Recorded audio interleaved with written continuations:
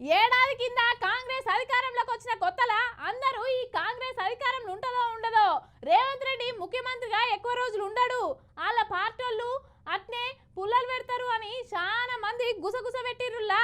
ఇక కడియం శ్రీహరి సార్ అయితే మైకుల ముందటికి వచ్చి చెప్పిండు, ఇగో ఇప్పుడు గీ సార్ కూడా గట్టిగానే మాట్లాడతాడు. మరిగా సార్ ఎవరో చూడుర్రా పారి.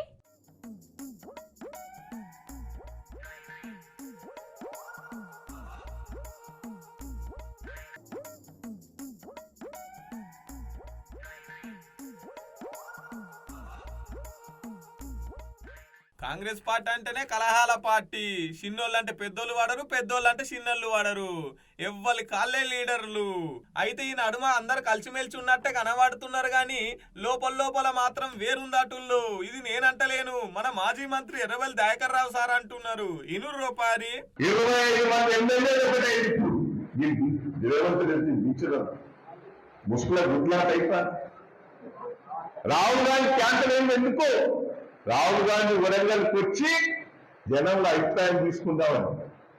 రేవంత్ రెడ్డి ఎట్లా చెప్తారు? రేవంత్ రెడ్డి అబద్ధం మాటలు చెప్తాను, ఇది చేసినా అది చేసినా రాహుల్ గాంధీ చెప్తాను. రాహుల్ గాంధీ టైం కూడా ఇస్తారు. వీరికి ఈ మోసకార్యం తెలిసిపోయి రాహుల్ గాంధీ గారు కూడా 6 నెలల నుంచి టైం ఇస్తారు. నిన్న వరంగల్ కొద్దామని ప్రయత్నం చేస్తే ఇక నా పనులు పోతున్నారు, పోయి కాలు కట్టుకున్నారు, ఫోన్ చేసి వాడుతుంది అని చెప్పిండు.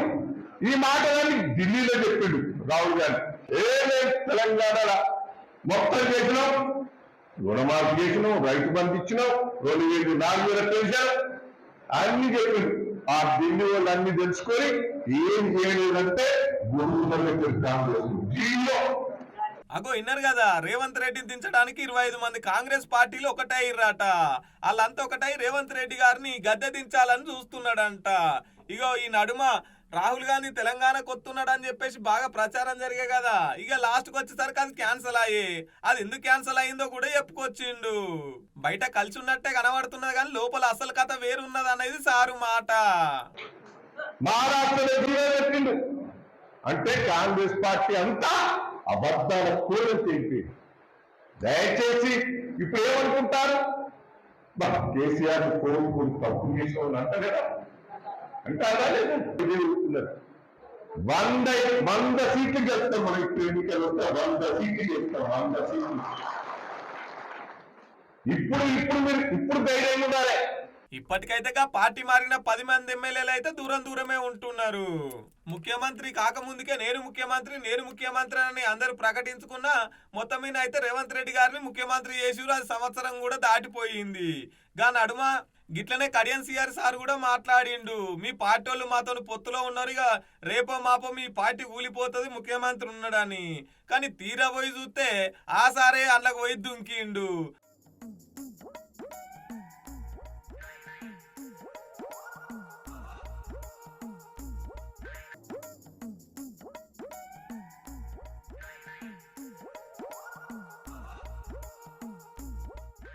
మరి ఇప్పుడు గీసారి గిట్లా మాట్లాడుతున్నాడు. రేపేమైతుందో వేచి చూడాలి. కానీ ఆ 25 మంది ఎమ్మెల్యేలలో సారుకు మొత్తం మొరపెట్టుకున్నట్టే, ఈయన దగ్గర నుంచి చూసినట్టే కుల్ల చెప్పుకొచ్చిండు. 6 గ్యారంటీలను మంచిగా అమలు చేద్దాం అనుకుంటున్నాయి. అలా ఇప్పుడు గీ సారు మాట్లాడిన మాటలతోనైతే తీవ్ర దుమారమే రేపుతున్నది. పోన్రి చూడాలి మరి ఇక రేపు ఏమైతుందో.